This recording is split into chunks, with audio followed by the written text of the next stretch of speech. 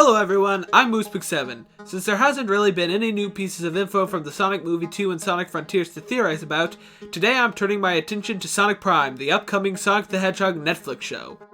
But Moose, I hear you say, nothing substantial has been revealed for Sonic Prime. Au contraire, mon frere. Not only do we have an official overview of the show, but one of the art designers accidentally leaked a few pieces of concept art last June. It was taken down soon after, but not fast enough before the internet got their grubby hands on it and reposted it all over the place. Today, I'll be talking about these reveals/leaks and doing some rudimentary theorizing on them. Honestly, it's remarkable how much theorizing can be done in only a few pieces of art in an overview. Anyway, without further ado, let's get into it. First up, the overview. On the 30th anniversary Sonic Central livestream, Joe Kelly gave a brief synopsis of it and said this. Over the course of 24 episodes, Sonic will be thrust into a high-speed adventure through the strange and mysterious Shatterverse. It's up to Sonic to save the universe and along the way experience moments of self-discovery and redemption. There's not too much to garner from this, but we can figure out little pieces like the Shatterverse is the name of the multiverse Sonic has to explore. Why am I so quick to say multiverse? Well, because of the concept art, but I'll get to that in a minute. Anyway, the name Shatterverse obviously explains the shattered logo, but that's about it. The juicy stuff is in the art. Here you'll see Sonic in what I think is an alternate universe ruled by Eggman, as evidenced by the eggy propaganda all over the place and skyscrapers and smog. Sonic looks very confused, so I'm assuming this art takes place right after Sonic finds himself in this alternate dimension. As an added note, most of the concept art seems to take place in this alternate world that I'll call Eggman Land. Next is Sonic meeting a version of Tails who has way more tails and tufts of hair than Sonic's world's tails.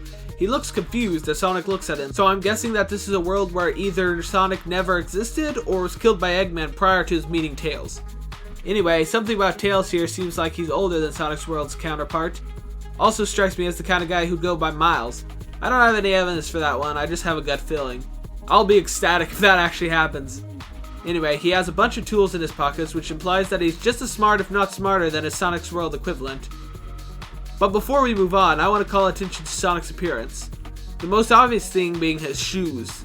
This may just be a cool redesign of his normal shoes, but it very well might have more to do with the plot. However, Miles has shoes like this too, which leads me to think that's just an aesthetic thing. Anyway, the more subtle things to note here are his fur and gloves. His gloves are noticeably different too, though these are even more likely than the shoes to just be a redesign. Now to discuss his fur, the most subtle thing of them all.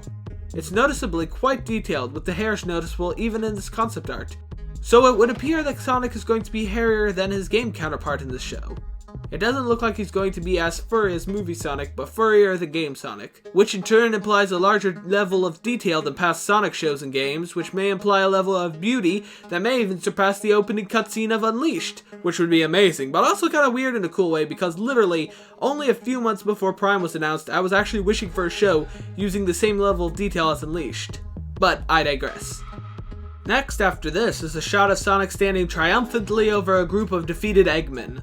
What was interesting to me was that these Eggmen don't seem as much like alternate Eggman as they seem like a different aged versions. See, you've got baby Eggman in a duck eggmobile, possibly being a joke on the fact that ducks lay eggs.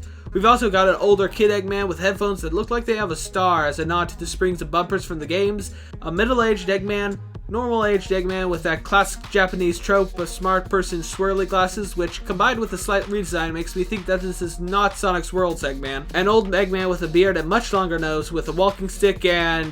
wait a minute, is that supposed to be Cluck from Sonic Sat AM?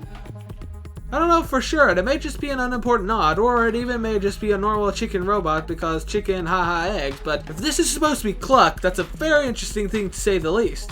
At this point I'm not quite sure what it'd mean, but I'll definitely be keeping this possible Easter egg in the back of my mind, in case I find any other nods. And it belongs to the older Eggman. That may be important. Again though, I'm not quite sure. Next we have a shot of Sonic celebrating his defeat of a swarm of badniks. It appears to take place in the same Eggman land as we've been seeing recently. However, the most interesting thing here is the assortment of badniks. There's an Octus, a Turtloid, something that looks like a kind of Caterpillar, something that I can't really make out because of how total it is, maybe a Buzz Bomber, and most interestingly, a Grounder. The enemies here are more classic styled enemies, but most of them are in more than one game except for the Grounder. It was only in Sonic the Hedgehog 2 and Sonic the Hedgehog Pocket Adventure, but that last one really doesn't count. All the other ones that I can make out have been in many other games, so why did they pick a Grounder of all the obscure badniks? Well, because Grounder, while not being in any other games, is in an old Sonic show. Adventures of Sonic the Hedgehog had a Scratch Badnik and a Grounder Badnik doing the classic Eggman's right-hand men shtick. Obviously, it's only a simple Badnik here, but simply the inclusion of it at all is very interesting. So, is this another nod to another Sonic show?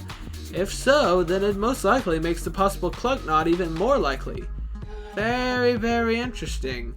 I'll be keeping an eye out for more of these as more information comes out. Next, and this is where it really starts proving a multiverse, is Sonic running towards 3 different portals while the aforementioned Eggmen are trying to stop him. They're all here except for normal-aged Eggman, and you can really see a nice front view of some of them that you couldn't see before. Also a nice look at their Eggmobiles. And there's Cluck again, it would seem he can fly too. And now for the really main point of interest in this picture, the portals. They appear to go to different alternate universes. I don't know where the red one goes, but I have a very good idea of where the other 2 go. The blue one only shows a pirate flag, so that's most likely a pirate-themed world. Oh no. No, please! All jokes aside, the fact that this flag is in a Echidna skull makes it look like we'll be getting a pirate version of Knuckles. Do I have any other proof? Why yes I do. But I'll show that later, because we still have the green portal to look at. It appears to be a jungly place, and since there's nothing else to look at in this picture, that segues us right into the next one, which is one of the most plot-revealing pieces of art in the whole leak. Here we have a savage Amazon-esque version of Amy Rose. Oh great, chalk up another portrayal Amy to the spectrum. Anyway, this is the clincher that proves, along with the other things, that this is without a doubt a multiverse story. This is an alternate universe where Amy is a savage. Anyway, the only really other interesting thing to note is that Sonic has changed his shoes and gloves from the other pieces of art. The gloves seem to have simply changed color, but the shoes seem to be completely different. He seems to be wearing boots here, which technically makes more sense in a jungle than his normal shoes. So it seems like either the show is going to have the level of detail to have Sonic change his shoes to match the environment, or the shoe change is something really significant to the plot. Both could be the case, but this really only proves one or the other. That's all the concept art, but I wanted to go over something present in most of the Eggman Land art real quick. These weird red, yellow, and black ball things with pink centers. They appear to be scanning, so I assume that these are Eggman's take on the classic tyrannical dictator trope of constant surveillance of the city. However, most interesting is the fact that the pattern on these balls directly correspond to Robotnik's body from the early shows. There's no way that that one's not a reference. So, that's all the things I could find from the art, and now to theorize. Given the concept art and story beginnings from other Sonic media, I think that the multiverse of dimensions is called the Shadowverse. Sonic will be forcefully transported to an alternate dimension where he never existed against his will and will have to find a way to get back to his world. He runs afoul of some of this world's Eggman's troops, but defeats them. This attracts the attention of Miles Prower, who Sonic recognizes but who doesn't recognize Sonic. They become friends and Sonic tells him about his predicament and he agrees to help. Meanwhile, Eggman schemes about how to get rid of this new threat.